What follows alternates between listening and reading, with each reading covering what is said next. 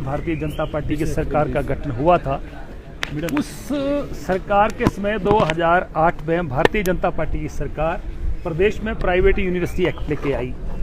और जब एक्ट लेके आई तो उसमें एक्ट में प्रावधान था, नियम बनाए गए, कानून कायदे बनाए गए कि कोई भी हिमाचल प्रदेश में यूनिवर्सिटी कोई खोलना चाहता है तो उसके लिए 50 बीघा ज़मीन जो है वो कंपलसरी रहेगी।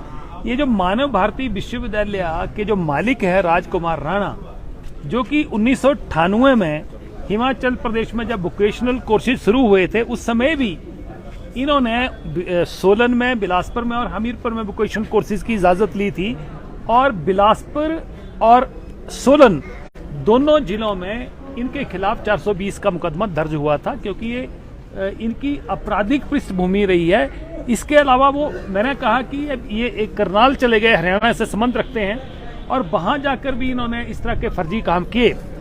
एक लैब टेक्नीशियन का डिप्लोमा करने वाला व्यक्ति 2-2 पीएचडी की डिग्रियां नाम लगा के डॉक्टर की उपाधि अपनी यूनिवर्सिटी खोल के उसने लगा दी।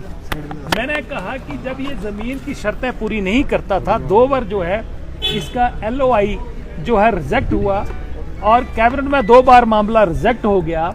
तीसरी बार क्या कारण रहे कि उस समय इसको इजाजत दे दी, शर्तें पूरी नहीं करता था। इसकी जो बैकग्राउंड थी वो आपराधिक पृष्ठभूमि की थी। हरियाणा में भी कई मामले दर्ज हुए थे। तो क्या मजबूरी रही थी या क्या लेन देन हुआ था उस समय कि उस समय की जो एस्टेब्लिशमेंट थी उस एस्टेब्लिशमेंट ने इसको इजाजत दी। मैंने कहा कि उस समय की एस्टेब्लिशमेंट के खिलाफ SIT का जो गठन हुआ था, हिमाचल प्रदेश की पुलिस ने क्या कार्रवाई की, क्या मुकदमा दर्ज किया। हालांकि पुलिस के उस समय जो प्रेस कॉन्फ्रेंस हुई थी 2020 में जब ये मामला उठा था 21 में, तो उसमें ये कहा गया था कि जो उसमें की एस्टेब्लिशमेंट के खिलाफ भी मामला जो है FIR जो है दर्ज की जाएगी। तो उसका मैंने जवाब मांगा तो मुझे लगता है कि उसके एस्टेब्लिशमेंट के खिलाफ कोई मामला दर्ज नहीं हुआ। दूसरा मैंने कहा कि ये जो मामला उठा 2020 में, उसके बाद 50 लाख रुपया कैश, जिसमें से 25 लाख मानव भारती विश्वविद्यालय के खाते से निकाला गया और 25 लाख रुपए और शिमला में किसके पास आया। और 2 मार्च 2020 की बात, क्योंकि तब इसकी जो है वो क्या नाम पुलिस जो है वो पूरी जो है तफ्तीश कर रही थी। और 12 जून को जो इनकी माधव विश्वविद्यालय इन्होंने खोल दिया 100 बीघा में हरियाणा से राजस्थान में, तो वहां से 2 करोड़ के लगभग जो कैश निकला था यूनिवर्सिटी से वो उसमें किसको गया, क्योंकि उसमें मामला चल रहा था। तो इन सब चीजों की जानकारी मैंने मांगी। मैंने कहा है कि ये मामला बहुत बड़ा है और 41,000 डिग्रियों की तफ्तीश पुलिस ने करी है, जिसमें 5500 कुछ डिग्रियां जो है वो सही पाई गई हैं और 36,000 से ज्यादा डिग्रियां जो है वो फर्जी पाई गई। इसका मतलब है कि जो क्षण के इन्फॉर्मेशन आ रही है कि लगभग 5 से 6 लाख डिग्रियां इस यूनिवर्सिटी के माध्यम से बिकी हैं और जिसकी कीमत जो है लगभग 20,000 करोड़ रुपया आंकलन किया जा रहा है। एक डिग्री का 4 से 10 लाख रुपया जो है लिया गया है। और अगर 4 लाख रुपए भी एवरेज लाए और 5 लाख डिग्री का भी अनुमान लगाएं तो भी 20,000 करोड़ रुपए का मामला बनता है। मैंने कहा ये डिग्रियां हिमाचल प्रदेश में नहीं बेची गई, ये पूरे देश के अलग अलग राज्यों में बेची गई और विदेशों में भी बेची गई हैं। तो क्या मजबूरियां रही हैं सरकार की कि उस समय मामला बार बार उठाने के बावजूद, विधानसभा में सदन के बीच में उठाने के बावजूद भी इस मामले को CBI को नहीं दिया गया। 195 करोड़ के लगभग इसकी प्रॉपर्टी सीज की गई है। फैमिली इसकी जो है विदेश ऑस्ट्रेलिया में पहुंच गई है। तो ये अरबों रुपए का मामला है और छोटे छोटे मामले होते हैं तो ED पहुंच जाती हैं, CBI पहुंच जाती हैं, पर इस मामले को भारत सरकार ने भी गंभीरता से नहीं लिया।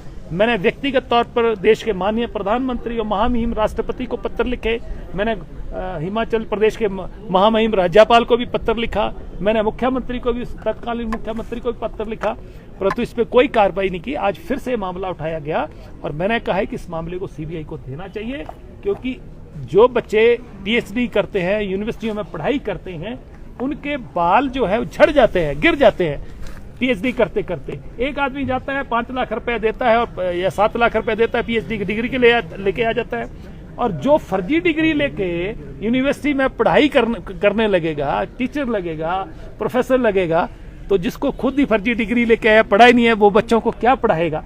इसलिए बहुत गंभीर मामला जो है ये आज सदन के अंदर फिर से उठाया गया है और माननीय शिक्षा मंत्री ने इंश्योर किया है कि मुख्यमंत्री आज सदन में नहीं है, उनके आने के बाद जो है इसको डिस्कस करके इसको जो अगली कार्रवाई के लिए जो है वो भेजा जाएगा। उस समय की एस्टेब्लिशमेंट के खिलाफ भी जो है वो कार्रवाई की जाएगी।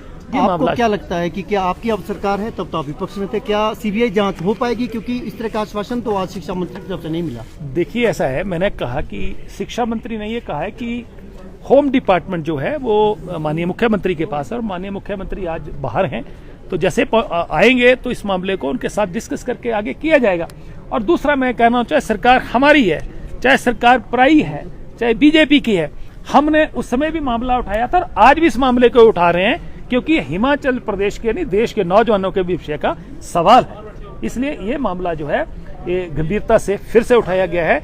और ऐसे लोग मैंने तो कहा कि जब आदमी की पृष्ठभूमि आपराधिक थी तो क्या उस समय की एस्टेब्लिशमेंट और उस समय की सरकार को क्या मजबूरी पड़ गई थी कि कोई लेन देन हुआ था, इसकी सच्चाई बाहर आनी चाहिए कि उसकी आपराधिक पृष्ठभूमि वाले व्यक्ति को भी जो है वो आपने यूनिवर्सिटी चलाने की इजाजत दे दी।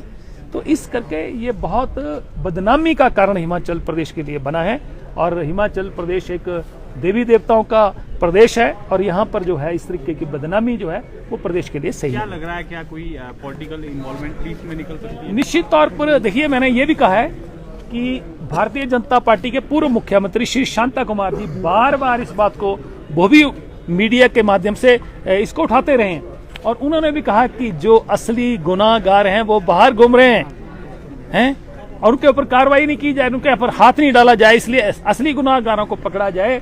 तो इसका लगता है कि गुनाहगार, असली जो बड़े गुनाहगार हैं वो रसूख वाले लोग होंगे। इसलिए पुलिस को जो है ये पुलिस ने तफ्तीश की, हम उसके ऊपर शक नहीं कर रहे हैं। हमने ये भी कहा कि इतना बड़ा घोटाला होने के बाद चंद महीनों के बाद उसको बेल हो जाती है तो जो है प्रदेश सरकार और पुलिस उसमें डबल बेंच में क्यों नहीं गई? डबल बेंच में नहीं जाना तो सुप्रीम कोर्ट में क्यों नहीं गई उसकी बेल को चैलेंज करते? तो इसलिए कहीं ना कहीं पॉलिटिकल दबाव जो है इसमें उस समय नजर आया है। Thank you.